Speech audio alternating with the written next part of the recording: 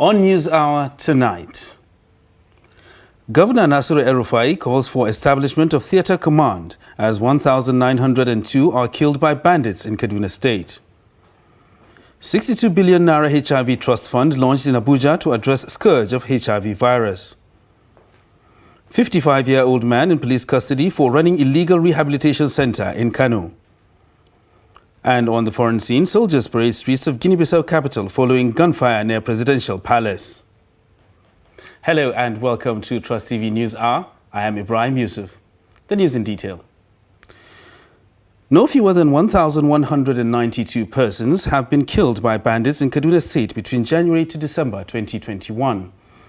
This is coming as Kaduna State Governor Nasiru El-Rufai calls for establishment of military theatre command in the state. The Kaduna State Commissioner, Internal Security and Home Affairs, Samuel Aruan, gives the figure at the presentation of the State Annual Security Report. The report. The Commissioner explained that Kaduna Central recorded the highest number of killings with 720 in the year under review.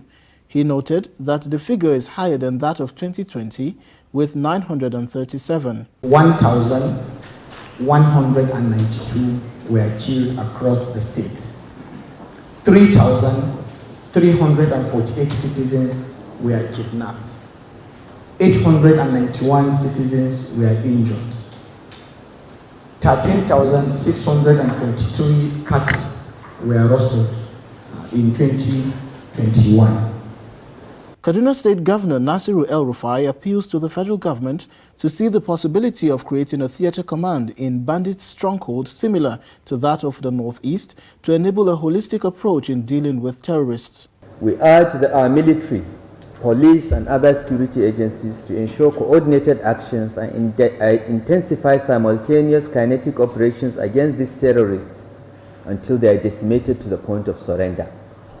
The Kaduna State Government appeals to the federal government to create a theatre command similar to the situation in the Northeast to confront the insurgency that has clearly emerged in 5 states of the Northwest and Niger State that share continuous and contiguous forest ranges.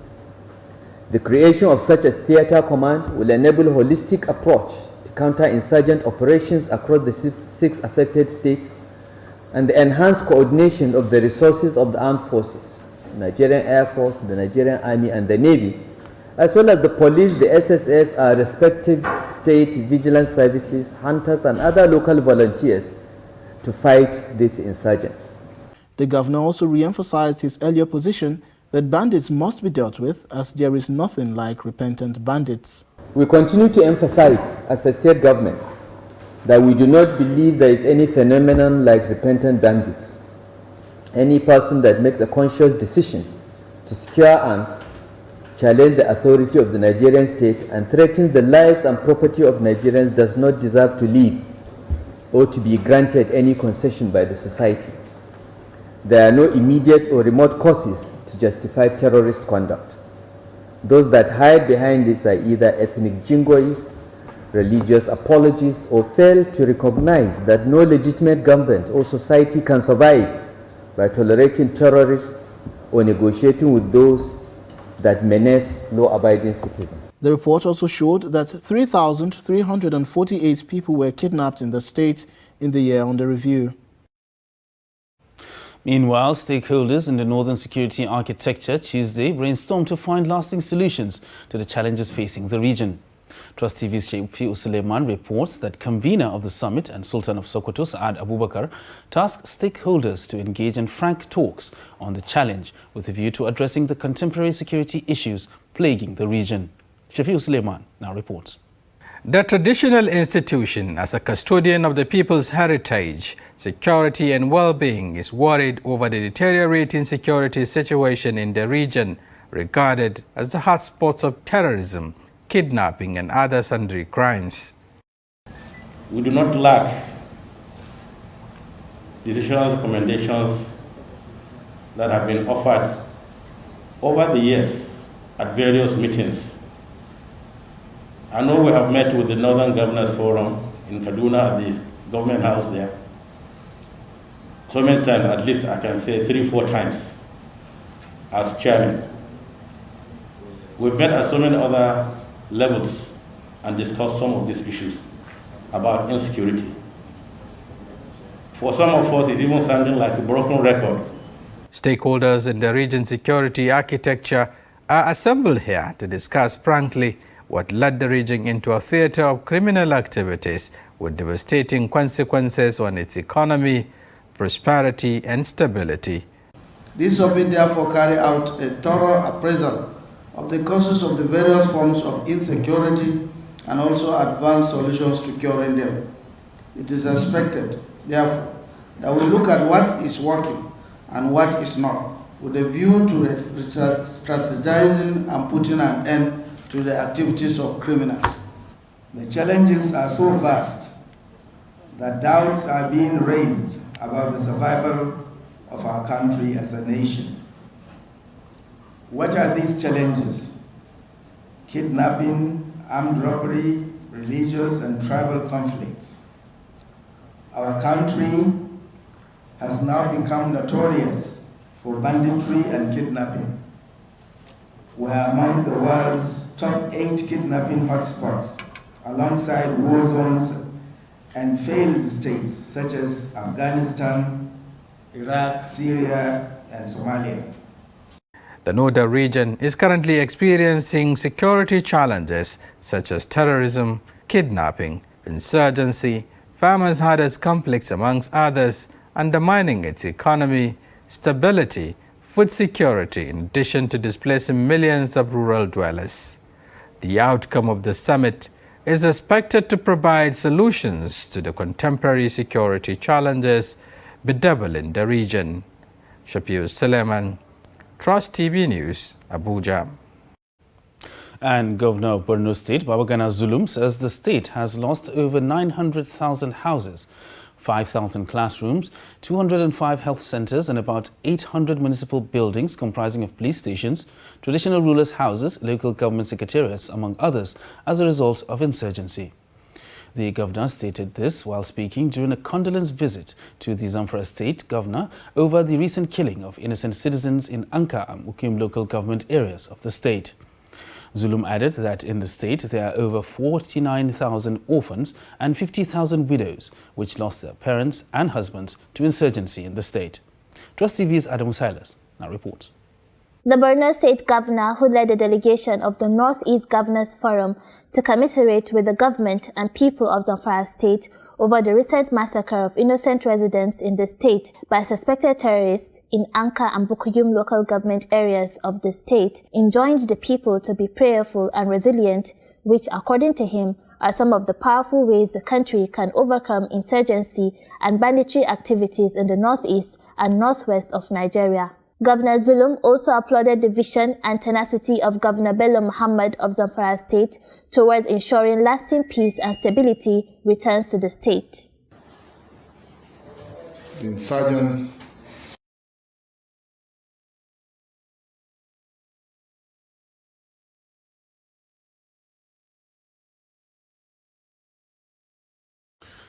President Muhammadu Buhari has promised to hand over a revamped security, strong repositioned agriculture-led, diversified homegrown economy, stable democracy and revamped armed and security forces to the next administration. The president made the promise while speaking at a dinner in honor of the 2022 Committee of Business, Political, Media and Civil Society leaders. President Buhari said he is looking forward to completing his tenure in 2023, leaving a legacy for a united, peaceful and prosperous Nigeria with 24 years of uninterrupted democracy.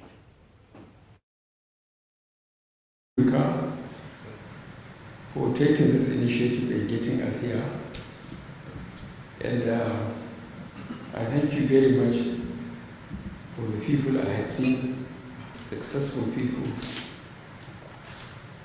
who each one of you can write a book on your way to where you are. I haven't seen anybody who got it easy here. The trip to where you are now hasn't been an enjoyable one. I know that from interacting with a number of you in the list I have. I will keep this list. I need it. This initiative you have taken is very good. I wish you have taken it much earlier. But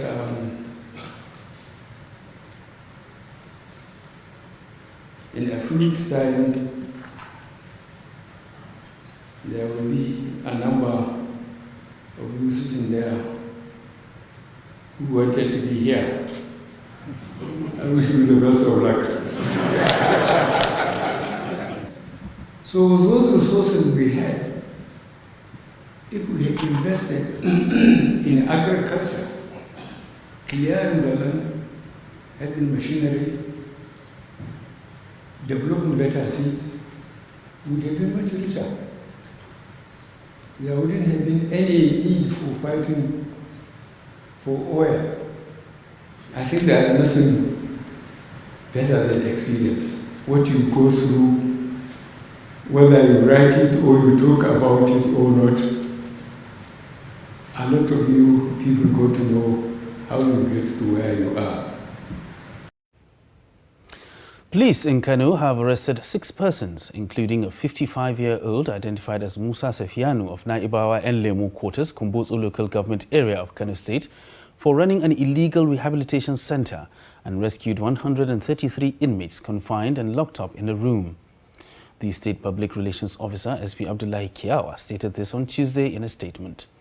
He said the police received a report from the 10 of the victims that escaped from the illegal center in chains and tortured, while one of the victims, a 22-year-old identified as Aminu Ado of Naibawa Quarters, Kano, tortured to death by one 18-year-old Abdul Latif Musa of Naibawa Welari Quarters, Kumbotso local government area. On preliminary investigation, the suspects confessed to have been operating the center for over 10 years, despite the initial ban by the Kano State government. And ahead of the FCT Area Council election scheduled for February 12th, the Independent National Electoral Commission, INEC, has convened a meeting with the Interagency Consultative Committee on Election Security to map out strategies towards ensuring the provision of adequate security during the poll. Chairman of INEC, Professor Mahmoud Yakubu, during his address, stated that the Commission will intensify its engagement with stakeholders to ensure a peaceful and credible process.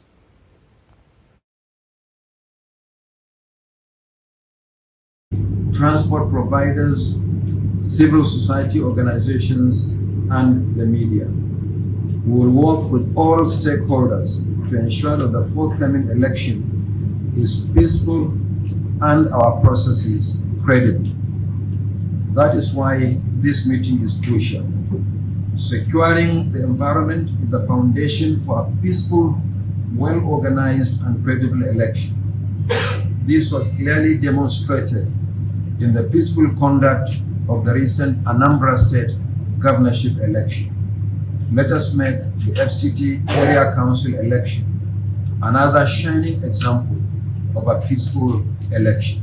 The FCT election is not known to have reported any form of violence in the past, and he urged all security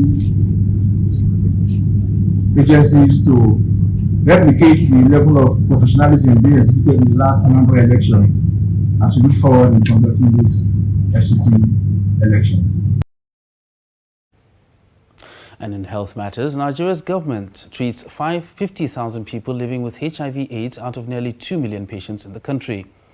President Muhammadu Buhari has promised that his administration will continue to prioritize health interventions to address killer diseases and public health emergencies. The president made the promise on Tuesday in Abuja while launching a 62 billion naira HIV Trust Fund of Nigeria to help Nigeria end AIDS as a public health threat and place more people living with HIV on treatment annually. The report.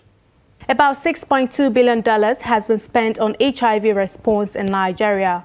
About 80% of the funds were contributed by external donors, mainly the U.S. AIDS Relief and the Global Fund to fight AIDS, tuberculosis and malaria. The private sector contributed 0.1% to 2% of total funds, with the rest of funds provided by the Nigerian government. Launching the trust fund, President Muhammadu Buhari said at the last United Nations General Assembly high-level meeting on HIV and AIDS, He called for a renewed global action to address the HIV and AIDS epidemic in Africa, noting that ending AIDS as a public health threat in Nigeria will require increased domestic funding. We have continued to make good our commitment of placing more people living with HIV on treatment annually using national resources. However, strong domestic resources mobilization with an enduring partnership and shared responsibility is required to sustain the response to HIV and other emerging public health emergencies. Our purposeful partnership with the private sector in our response to coronavirus pandemic provide a readily available financing solution that we can leverage on to sustain the HIV response. He commended the National Agency for the Control of AIDS and the Nigeria Business Coalition Against AIDS for their efforts in establishing the HIV Trust Fund of Nigeria to secure a generation of babies free of HIV. Secretary to the Government of the Federation, Bas Mustafa, said the launch will guarantee funding from the private sector-led resources for HIV interventions, especially for the elimination of the mother-to-child transmission of the virus. The establishment of a private sector-led coalition against COVID-19, COVID, clearly demonstrates private sector's renewed commitment to support national response to emergencies and pandemics. Today marks an important milestone in building a coherent strategy for private sector engagement against HIV/AIDS. As we launch this fund, I am reminded that we have about 2 million of our compatriots living with HIV/AIDS. And it is our collective responsibility to bring this number down to 0. We have heard what the problem is, what the facts are, and the rationale for the HIV Trust Fund of Nigeria. I don't need to go over them. My job is to encourage all of us to contribute to this $100 million fund that will be led by our very able Dr. Chikwe Ozomeni. Also speaking, the Director General of National Agency for the Control of AIDS, Dr. Gambo Aliyu, said within the last 3 years, the agency has identified and placed on treatment an additional 900,000 persons living with HIV, bringing the total number of Nigerians on HIV treatment to 1.7 million. The Director General, while justifying the need for the fund, said providing lifelong treatment to all persons living with HIV, even after successfully stopping new HIV infections, would require a domestically sustainable financing mechanism. Earlier, we were joined by Ojoma Ako from the Daily Trust Health Desk to take a look at the HIV Trust Fund. It's best to call it a federal government and private sector collaboration. Okay. Though it's mainly private sector driven because some of the companies we have in Nigeria have decided to come together to, generate funds in support of HIV response in the country. Just as what was done for COVID during the COVID-19 pandemic. So this is to the funding for HIV in Nigeria has been relatively poor and majorly donor-driven. About 80% of funding for HIV response in Nigeria is from donors. Before now, private sector solely contributes about 2%, while the rest is from the federal government. So this initiative is being welcomed by pundits and experts. That's something that could help improve the HIV response in the country, especially for prevention of mother-to-child transmission services. That is still a burden in Nigeria, and to end HIV by 2030, the target is to start with preventing mother-to-child transmission. So it is geared towards ensuring that more pregnant women are tested, and those who test positive are placed on treatment. Yeah. All right. Well, 62 billion sounds like a lot of money. So one of the first questions people ask is, who's going to manage this fund? Well, since it's private sector driven already, they have a board chairman. Okay. And then today, the board of trustees chairman of Dangote Foundation, he's one of the members of this COVID, the HIV Trust Fund of Nigeria. It also has Shell, Total, and Julius Berger among it. So it's a partnership amongst them that is geared towards generating this money in the next 5 years. Okay.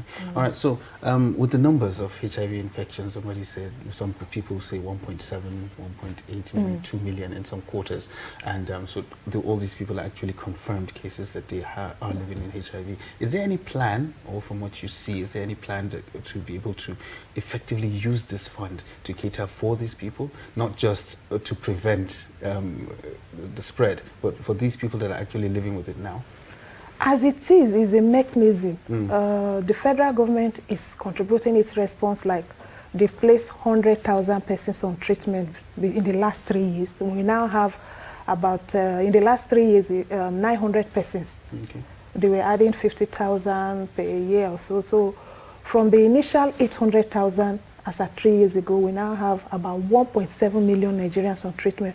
So, and there are other donors like the US PEPFAR is providing funds, the Global Fund is providing funds, USAID and other UN agencies. So aside this, there have always been the response there to putting people on treatment and all. So these ones are only majorly focusing on PMCTC services.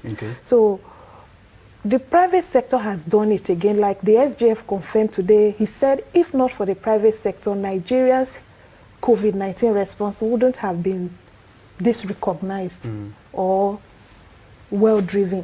So if the private sector could do it for COVID that came as a public health emergency, there is the chance that in the hands of the private sector, they're committing the money will ensure that it's well managed and the federal government continues its response. Okay, so it being a private sector-driven initiative gives it a better chance of making it impact. Yeah, I think the issue of transparency and accountability is now on the side of the private sector. It's not the commonly held belief of what government is doing or not doing. And then 1.9 million Nigerians are living with HIV, and government is saying about 1.7 are on treatment. So if we have that, I think, and the network of people living with HIV and AIDS is saying that the response has witnessed some progress over the years since they are targeting 2030 for epidemic control. Okay. All right. Well, speaking about epidemic control, something that is it has become quite popular, I should say, with coming of COVID is vaccines. We've heard that vaccines are being developed to neutralize HIV, for the virus now. So, is there any plan, or from what you have seen so far, is there anything that this fund can be able to do in the area of providing funds for these vaccines to be developed?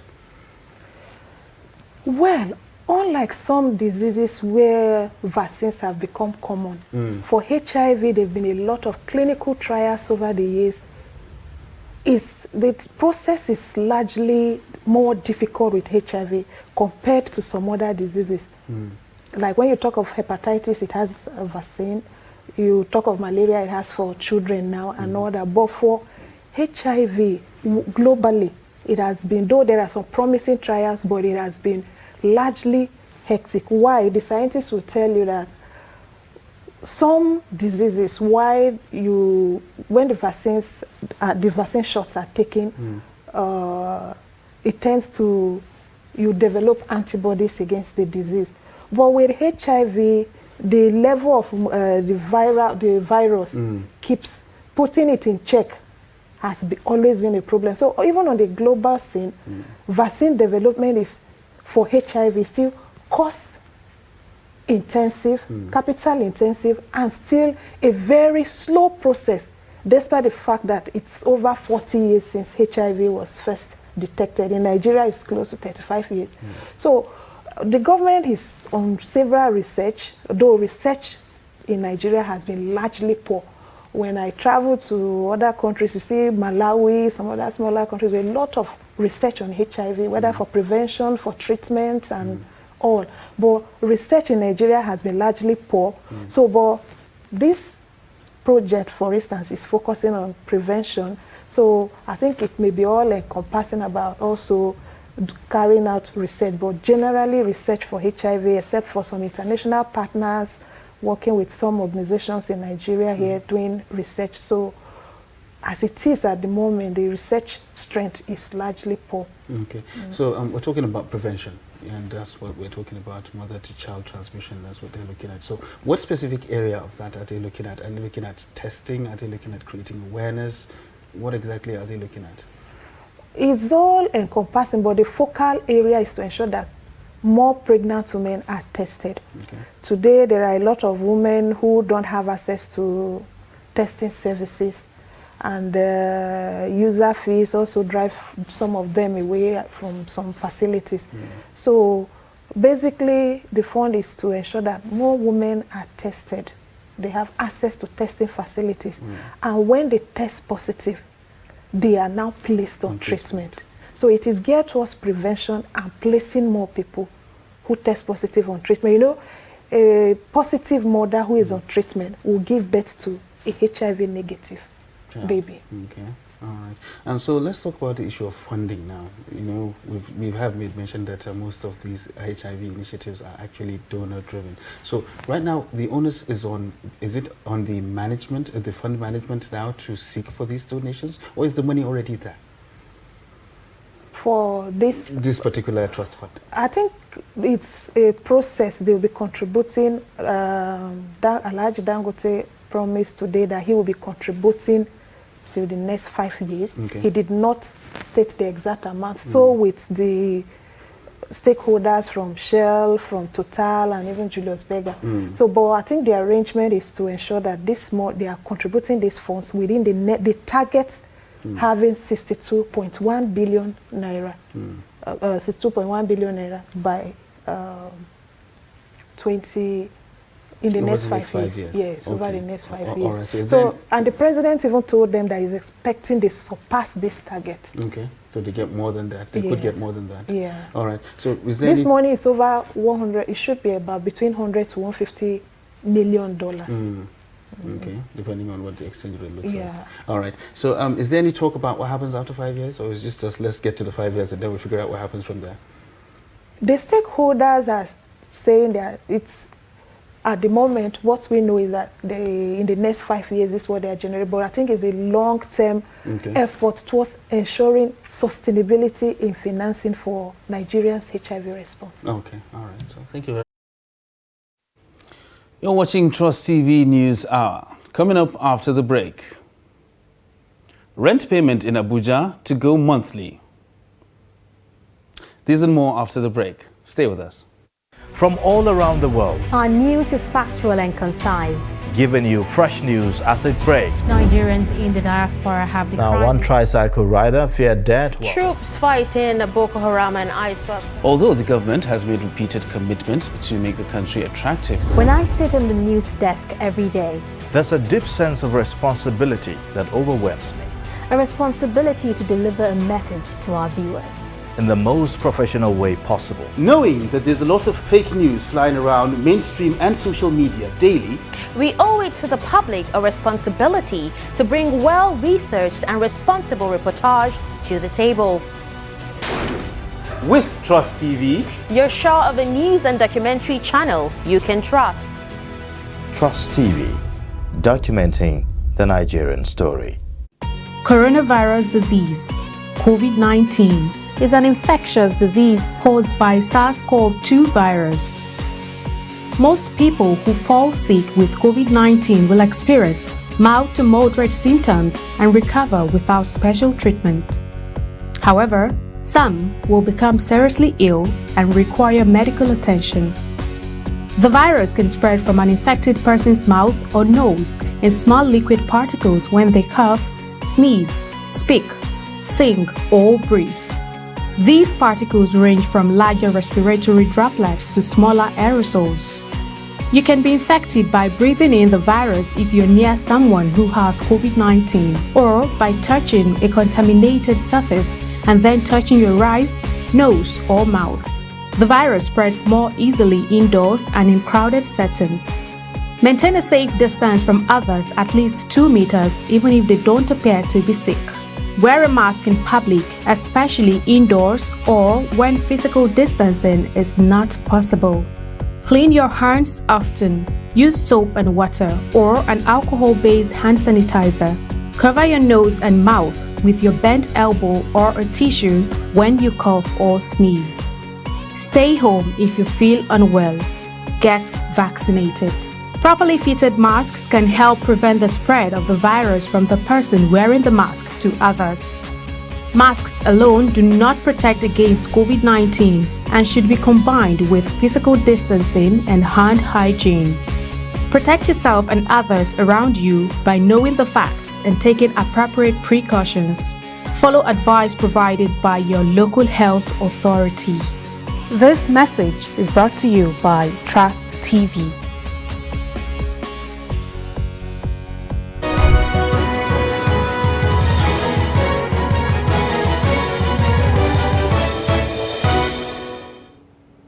Welcome back. You're still watching Trust TV News Hour.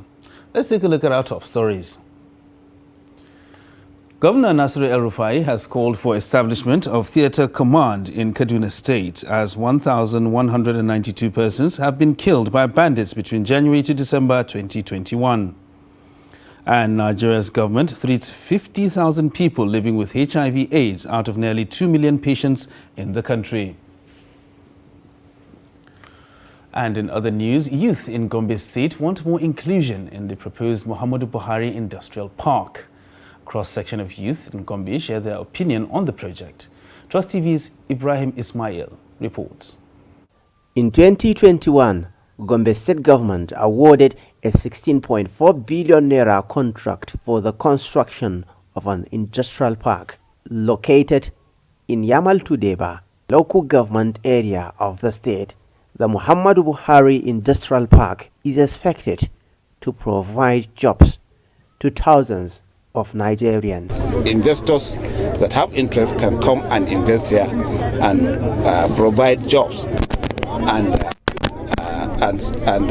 social welfare to our people, so that we'll uplift all these people that you see. You can see we have a lot of youth. As work commences in the site, some youth in Gombe State are calling for more inclusion to benefit more from the project. People will come from different regions of the world and invest, and that investment, it is going to build our sectors. Especially, you know, most of the industries, they are using modern equipment which they are related to ICT, and then it is going to help a lot in terms of revenue generation, in terms of human development. National Bureau of Statistics used to file some figures about the teeming youth across the country. Even the Gombe State Governor, Muhammad Inuwa Yahaya, recently announced that there are more than 100,000 youth, I mean the graduates, who are looking for the job across Gombe State. So this will help to improve the social and economic well-being of the citizens of Gombe State. The park is also expected to attract investors for job creation and revenue generation to the government. From Gombe, Ibrahim Ismail reporting for Trust TV. And payment of annual rent in Abuja will be a thing of the past as the Nigerian Senate passes for second reading a bill seeking to regulate rent payments in the Federal Capital Territory. The proposed legislation, sponsored by Senator Smart Adeyemi, specifically seeks to stop yearly advance payment of rents and compel house owners to collect rent monthly in arrears. The report. The sponsor of the bill, Senator Smart Adeyemi, representing Kogi West, in his lead debate, said the bill is to help cushion the effect of outrageous rent on properties in Abuja, the nation's capital. He observed that many properties in Abuja remain empty as a result of outrageous rent placed on them, noting also that a large number of people who reside in the capital territory put up in shanty towns. Distinguished colleagues, you may wish to know that many residents of the FCT are finding it difficult to cope with huge rent payments. And as an aftermath to this, Mr. President, many houses built within the city center for such purposes are empty. Of course, they were equally empty because some of these houses were built for stolen funds. Therefore, Mr. President, legislation must be aimed towards a better and developed society and towards justice, fairness, equity, and improved standard of living. Other senators who equally threw their weight behind the bill described the proposed law as people-oriented. Except if you have somebody who is within the city center, majority of them are actually within the outskirts, either in Nasarawa State, Niger State, or some parts of other states that are joining the FCT. This is because, like we all know, it's extremely difficult for most of these young Nigerians to get the quantum of money that represents 2 years' rent. We have to do something to the masses of this country. And the only way we can do it is to make sure that this is paid monthly rather than being paid in, let's say, in advance. Because the real situation is that most of the people are salary income earners. And some of them, even if you take their 3 years salary, they cannot pay the money required for advance payment. The system that we operate today encourages corruption in the service. And if this Senate can take an action that will find or give no justification for public servants and civil servants to get engaged in corruption, then we will have the moral authority to come so hard on corrupt officials. But where we operate a system that makes it impossible for people to survive under an ideal situation, I think we have not utilized the provision of this constitution as provided by the framers of our constitution. In opposing the bill, Senator Chimaroke Nnamani said rents are determined by market forces like the cost of acquiring land and building materials, among others. It should be driven by market forces. Such market forces as availability of land, cost of building materials, income. If government wants to ameliorate the sufferings of the masses, government can go into housing schemes, mortgage schemes, housing credit facilities, not control the business of private individuals in an emerging African democracy. I therefore oppose vigorously this bill. His position, however, did not stop the passage of the bill for second reading. A bill for an act to regulate the mode of payment of rent on residential apartments, office spaces, etc. in the Federal Capital Territory, FCT, and for other matters connected there with 2022, second reading taken. The bill is referred to the Senate Committee on Housing, giving 4 weeks to report back to plenary for further legislative input. And still staying with the National Assembly caucus of the People's Democratic Party has alleged that some governors in the ruling All Progressive Party, APC, are lobbying President Muhammadu Buhari not to sign the amended version of the electoral bill into law. Consequently, it has asked President Buhari to, without any delay, give his assent to the bill. The PDP caucus made the call during its meeting with members of the Board of Trustees of the party at the Senate wing of the National Assembly after plenary on Tuesday. The report. First to make the call in his opening remarks was the Senate Minority Leader, Enyinnaya Abaribe, who said, having bent backwards as requested by President Muhammadu Buhari on the earlier rejected electoral bill, the bill should be signed into law without any further delay. Mr. Chairman of BOT, I want to use this opportunity to ask President Muhammadu Buhari to sign the Electoral Act, which the National Assembly has bent over backwards to make sure that everything that he has complained about, we have given it to him.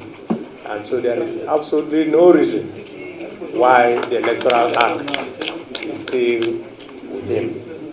In the same vein, the minority leader of the House of Representatives, Honorable Undiu Elumelu, alleged the governors on the platform of the ruling All Progressives Congress, APC, are lobbying President Buhari not to sign the bill into law.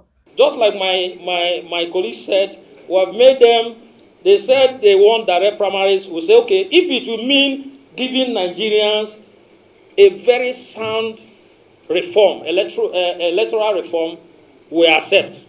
They came back again and said, oh, we have rejected. They are the ones rejecting. They say, okay, we want indirect. We say, we agree, but give Nigerians electoral reform. They came back again and said they want consensus. We have given them consensus. Again, I'm hearing that amongst them, those APC governors and whatever, with their rule, are still plotting for president not to sign. Nigerians are tired of APC. Recall that President Buhari had withheld assent to the Electoral Bill 2021, transmitted to him on the 19th November last year. The Electoral Bill was thereafter reworked by the National Assembly, after which both chambers passed the bill on the 25th January 2022. The amended version now includes the direct, indirect, as well as consensus mode of conducting primary elections by political parties.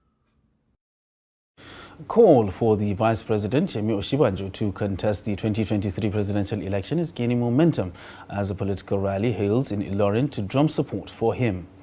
The rally, organized by a group, Higher Movement of Nigeria, took off from Post Office area to Murtala Muhammad Way and ended at Taiwo Road. Spokesperson of the group says Osinbajo possesses the qualities to lead the country, coupled with his capacity to meet the yearnings of the needs of the people if elected. We are gathered here today to have a solidarity walk for Professor Yemi Osinbajo. We want him to run for president come 2023. We are concerned because we are the teeming youth and the grown nation. We want him to run for president in 2023. We really want to see the changes. We have seen what he did when he acted in the capacity of president. So we expected that he would do more if he had the role as the president. We have seen what he did for the youth through the traders' money, Empower, and the world of the peace. We've seen a lot of people that have related out the poverty through those social investment programs. And we're sure that if he becomes the president, he's going to do a lot of more things will come to Nigeria. We want someone that understands the economy, someone that understands the rule of law, that understands fundamental rights of every citizen. I believe that if he becomes the president, he's going to give us all those things that we want as Nigerians. It's been long that we'll be clamoring for change. We don't want to leave this country. This is our country. This is our country. This is where we belong to. We don't want to jackpot anymore. We want him to come and save us. That is why we have this march and to make sure that we send our message across to him. We are pleading, it's a plea to the Vice President that we want him to come and run for president in 2023. He is our best shot. We know that he will do remarkable things. We know that he's going to turn our economy around. We know we don't want to run, we don't want to jackpot anymore. We want him to come and save our Nigeria. Meanwhile, National Broadcasting Commission (NBC) has suspended a program, Idomikia, on Vision FM and Farinwata TV for using prejudicial content. The suspension is contained in a letter signed by the NBC's Director General, Balarabe Ilela. According to the letter, the discussion on the program on issues including appointment at the National Intelligence Agency (NIA) constitutes a breach of the provisions of Section 39, subsection 3B of the 1999 Constitution, which imposes restrictions on matters concerning government security services. The Commission also fined the station a penalty of 5 million naira before the suspension is lifted. And the Coalition of Nigerian Muslim Women is creating awareness on the significance of the hijab to Muslims across the globe. Speaking during an event to commemorate this year's World Hijab Day, the women spoke against stigmatization of women who adorn the hijab, terming it as a symbol of modesty to many. They, however, called for the support of the public to ensure that Muslim women exercise their rights to practice Islam free of discrimination and abuse. This year's World Hijab Day is themed "Hijab is our crown and not our crime." The saying is that when you see a Muslim woman in hijab, it is her fundamental human right to dress the way she is dressing because there is freedom of religion. So all we are saying is that please and please, we should be supported to worship our Creator fully. What is happening in this world? Because we are disobeying our Creator. That is why we are in this crisis. If we want peace in Nigeria and around the globe, we have to obey Allah. And a Muslim woman dressing decently and behaving in a way that she's supposed to behave, let her dressing show her faith. It's not just about wearing the hijab, but it's about your attitude. It's about the way you behave. It's about how people see you. If a woman in hijab does something wrong, everybody goes, see her, she's in hijab, and see the way she's behaving. You have to show that hijab you are wearing portrays you as a Muslim woman who respects herself and respects the laws of her Lord and is able to show herself as a law-abiding person. I feel happy and I feel safe wearing it. And I feel like nothing is going to affect me in or out. Hijab, I always feel comfortable because it covers my body. I feel that is my dignity. The moment I'm wearing it, I feel comfortable, I can face everybody with it. Governor Seyi Makinde of Oyo has reintroduced the School Management Board system for prudent and effective management of resources. Makinde, who inaugurated the school's governing boards for 643 public secondary schools in the state, said the inauguration was in line with his administration's quest to further consolidate achievements in the education sector. It is a great honor to stand here before you today as we inaugurate the distinguished members of the Oyo State Schools Governing Board for all the 643 secondary schools in our dear pace-setter state. To reinforce the benefits of our reform policies, there is the need to ensure that the management of public schools is sufficiently conditioned to administer the delivery of even more accessible quality education for the development of the state. And this is why today we are inaugurating a broad-based participatory management structure.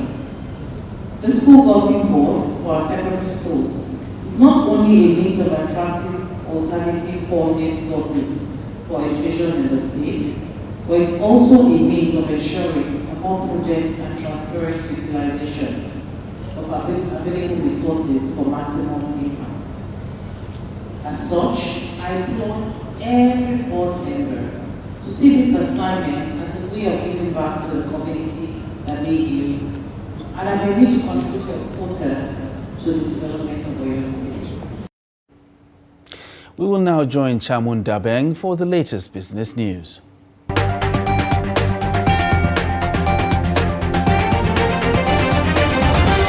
Central Bank of Nigeria Governor Godwin Emefiele disclosed plans to introduce a new forex bidding regime designed to support companies engaged in local production and job creation. The disclosure was made during the formal launch of the 100-for-100 Policy for Production and Productivity (PPP) in Abuja. The governor stated that the new FX bidding regime, which is expected to be market-driven, will be solely for the importation of spares, plants, and equipment needed to increase production capacities of local producers.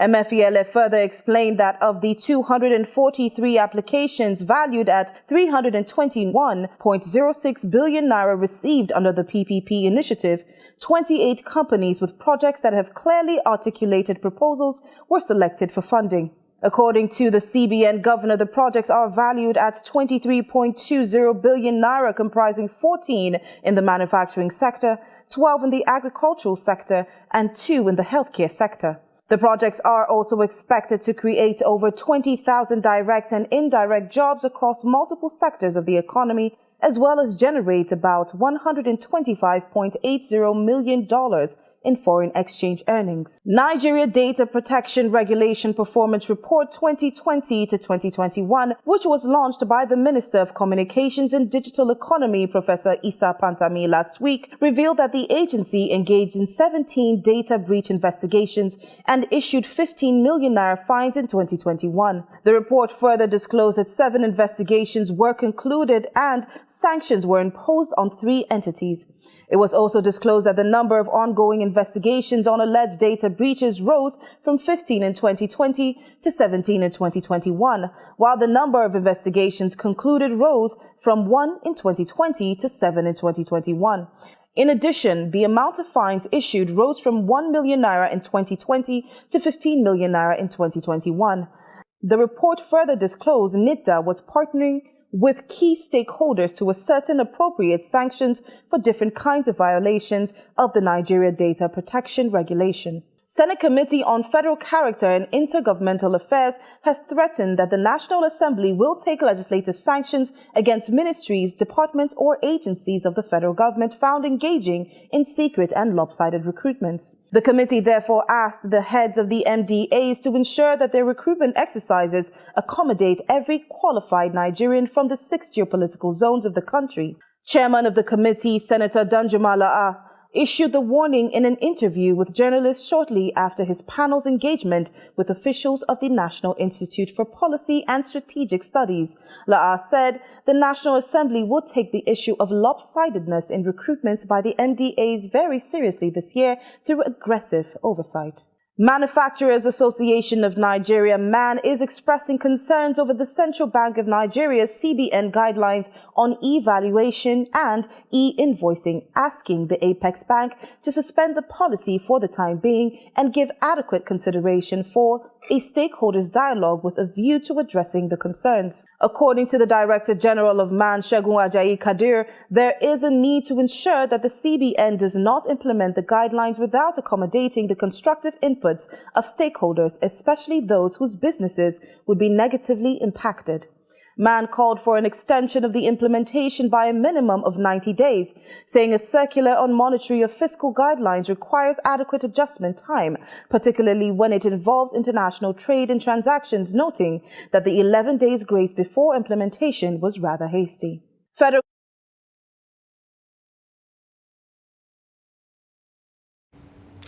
And in foreign news, soldiers are patrolling the area around the seat of government in Guinea-Bissau after sustained gunfire, as regional bloc ECOWAS condemns what it calls an attempted coup. People fled the area while military vehicles laden with troops drove through the streets. Heavily armed men surrounded the Palace of Government, where President Umar Sissoco Embalo and Prime Minister Nuno Gomes attended a cabinet meeting. Reports say it is unclear whether the gunfire came from the presidential guards trying to protect the president or if there was an attack on the presidential palace. People are seen fleeing the area, the local markets are closed and banks shut their doors, while military vehicles laden with troops drove through the streets. Meanwhile, West African Regional Bloc ECOWAS condemns what it describes as an attempted coup in Guinea-Bissau, which has a history of political instability. Meanwhile, streets of Marseille in southern France are filled with trash as garbage collectors are on strike, protesting the municipality's decision to increase working hours. Marseille decided that collectors will have to work 1,607 hours annually, 35 hours per week without additional pay. Workers then went on strike because they used to work 1,286 hours annually. After the work action began last Thursday, annual working hours were reduced to 1,530, but workers are not satisfied. About 10 unions support the strikes. Meanwhile, Marseille and its surrounding areas is affected. The strike is expected to continue as the municipality is not budging from its position. Deputy Mayor Roland Moyen said the municipality has to abide by the law and could not make changes. The strike has left the city centre and its surrounding filled with garbage, and trash piles are visible around downtown Vieux-Port, nearby restaurants and cafes. And we will now join Adeni Ajishafe for an update in the sports scene.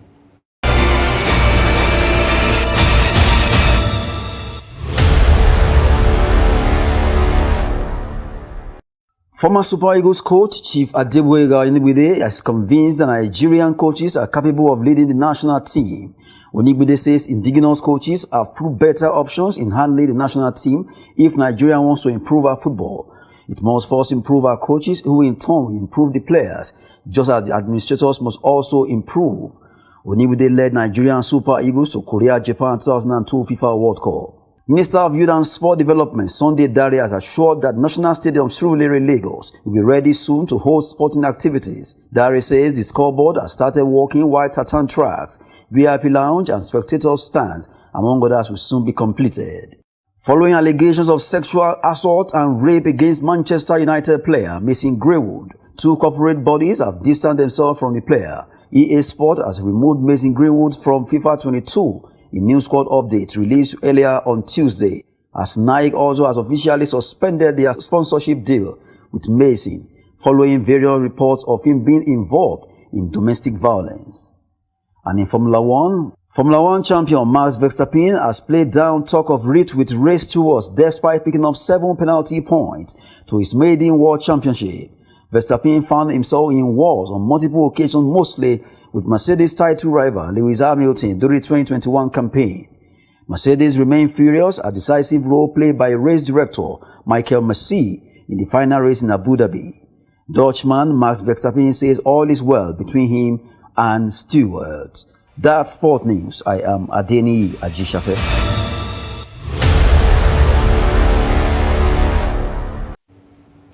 And that concludes Trust TV News Hour for tonight. For more news, you can subscribe and follow us across all our social media platforms. I am Ibrahim Yusuf. Thanks for staying with us.